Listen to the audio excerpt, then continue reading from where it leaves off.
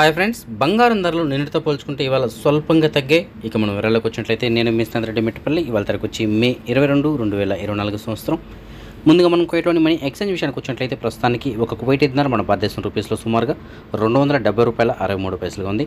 బంగారం విషయానికి వచ్చినట్లయితే మాలియాలో ఉన్న సుకల్వతి అనేటువంటి షాప్ నెంబర్ 121లో ఉన్న ఎఫ్కే జ్యువెలర్స్ వాళ్ళు మనకు అందించిన సమాచారం మేరకు 22 క్యారెట్ల బంగారం ప్రస్తుతానికి 1 గ్రామ్ ధర 22 దినార్ల $950 ఉంది.